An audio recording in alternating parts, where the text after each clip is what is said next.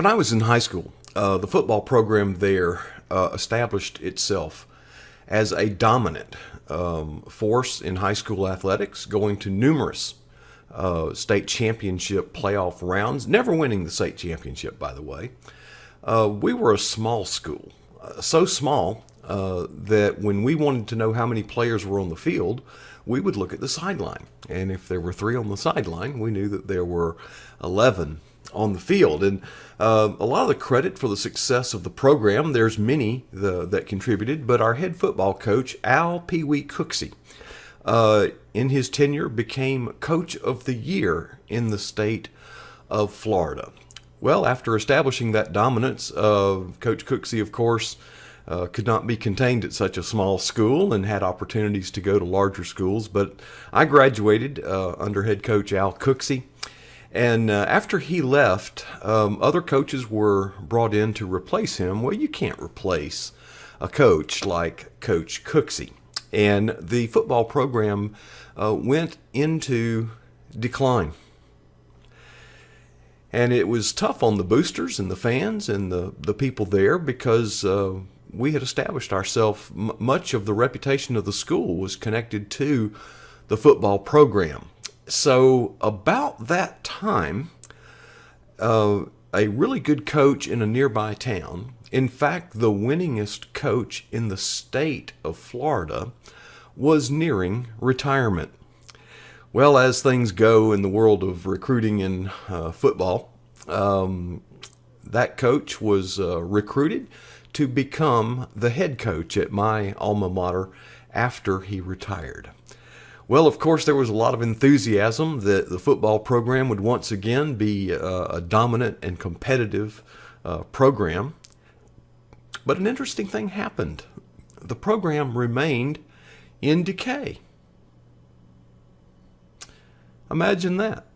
With the winningest football coach in the state of Florida at the controls, the program continued to struggle. How could that be? Well, the answer is I don't know. But let's speculate a moment. Here's what I don't think happened. There were some people that were frustrated and in their anger said, well, maybe he's not the coach he was cracked up to be. I don't believe that's true. Some said, well, maybe he's retired and he just doesn't care anymore and he's not coaching with the same vigor and ambition and alacrity that he once did when he was the winningest coach in Florida. I sincerely do not believe that is the case. The same qualities that made him such a great coach in the first place, they became kind of part of his DNA. And those that were there observing the program could attest that he was not taking a nonchalant or lackadaisical attitude toward the football program. So what did happen? Well, I think I know, but I can't prove it. But here's what I think. The former school that the winningest football coach in Florida was at had a surplus of athletes. In other words, when you went out for the team, that's exactly what you were doing. You would go out for the team. There was no guarantee that you would make the team. So during that sessions, those practices, players would be cut and cut and cut, remaining with the most you can dress out, I think, was 44. I don't recall exactly. But now, even if you made the team, that still doesn't guarantee that you would be a starter. To be a starter, you would have to develop your skills and impress the coach. Well, I think the coaching style to make a successful winning program in that environment is not the same style that would make you a success in a different environment. At the school that I attended, anybody who wanted to play football played football. As I said, we only had 14 people dressed out. So the coaching style needs to adapt to the different scenario. In other words, you have to develop what you have rather than just select the best of what you have to do the job at hand. There's a huge difference, and I won't belabor the point, but I think that the winningest coach in Florida the things that worked for him in the past would not work in the context of a limited environment.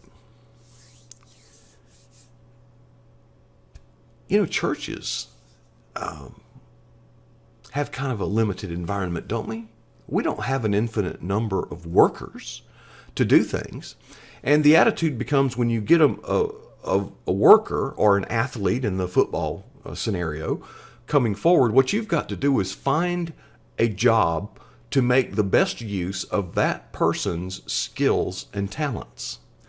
But yet in the way we do our org chart in church, we set up these offices. We've got the deacons over here, and we got Sunday school teachers over here, and we got, music leaders over here and choir members over here. And we tend to recruit the best person for the job.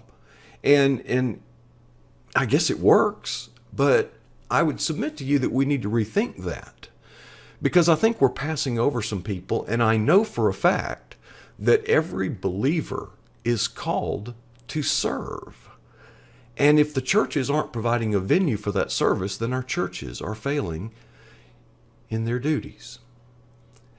I think as we see people come into the church, we need to develop that talent and find a place of meaningful service for that person.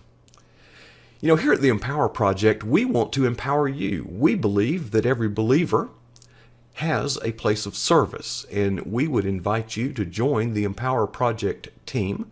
We have men and women. We simply make short devotional type videos like the one you're watching, and we place them on our YouTube channel and we promote them. And I would suggest and ask and invite that you would consider joining our team. At the end of this video, there will be a short clip with a telephone number, and I would certainly like to hear from you. And I would like to hear your story, and we would like others to hear your story too. Thanks for sharing your time with us.